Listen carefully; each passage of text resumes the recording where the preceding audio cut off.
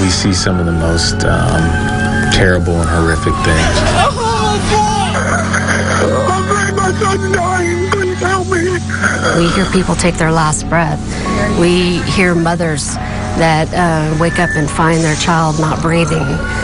We have our firefighters that go into burning buildings and get hurt. And we have to listen to that. Structure fire, possibly with an infant trapped. We're supposed to react. We're not supposed to panic. I just shot my wife.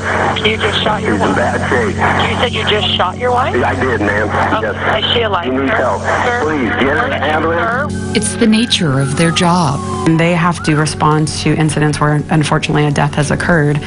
That's a pretty normal experience for them, and so they start to kind of pull away from the human side of it, and they have to as a protective factor. Call after call. We all pick up scoops of gunpowder. Continuous exposure to the horrific parts of life. That can be that thing that sparks it off. Moral bending scenes. Lots of us are raised with that just world belief that good things happen to good people, bad things happen to bad people, but then we start to experience those things. You know, we see where bad things happen to good people. It takes a toll. It impacts our first responders' mental and physical health. One of the biggest questions I always received when I was a firefighter going through the ranks was, have I ever delivered a baby? And the exciting thing is, yes, I've delivered 12 babies throughout my career, but that times 3 or 4, and those are the amount of babies that were stillborn. Some that were crack babies, some that were when they were delivered or put in our arms because they weren't breathing, pulseless, and we had to do CPR on.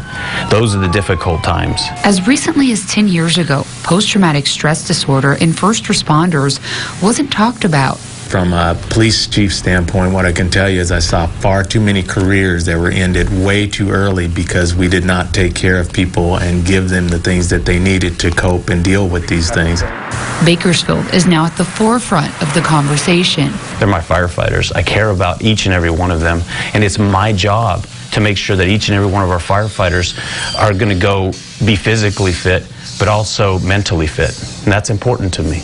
The reality is, if we don't take care of our people, how can I expect them to go out into the public and take care of you? The department's working closely with experts in the field. Experts like Tina Casola, a first responder trauma specialist with First Alarm Wellness. PTSD is not just I was afraid. If we only think about it from that kind of perspective, we limit people's ability or want to go get help, right? It stigmatizes it. I'm weak. You know, if I was afraid, then I'm weak. And so most of our people, certainly our first responders, aren't willing to raise their hand real quick and say, hey, you know, I need help because I'm weak. Casola works to identify changes in behavior in city police and firefighters in hopes to identify and treat PTSD at its source. PTSD is not what we see on the movies and TV. It can be, you know, I can slam my hand on the table, make a loud noise, and people will startle. Some people might take cover. And that's classically what we see on TV. Mostly it's changes in the way we're interacting in the world around us.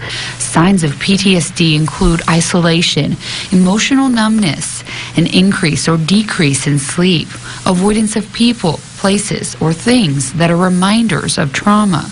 Once we've experienced trauma, we kind of tend to try to avoid those things that trigger us into thinking or feeling that way. Other signs include extreme worry, guilt, anger, anxiousness, or hopelessness, problems with alcohol, drugs, or food, and loss of interest in things that once gave pleasure, picking up extra shifts at work, or an eagerness to work overtime. There's a need to kind of keep our minds busy. That keeps the hamster on the wheel and it keeps us distracted. Another identifier for Casola that most overlook, incomplete paperwork. When you're writing descriptions of disaster scenes or accidents and you're putting people's names down and ages and all that, that's stuff that we don't want to think about. It's easy to run from call to call and kind of be operational, but when I have to be more intimate with the details, that's risky. If you notice any of these symptoms in a first responder, the first line of defense is having conversation. And tomorrow on 17 News at Sunrise, I'll share Casola's advice on how to have that conversation, even when it may be hard. And if you know of a first responder who may be in need of help, there is a self-diagnosis questionnaire on our website, as well as a list of resources, including numbers to call. Just go to kget.com. Tabitha Mills, 17 News.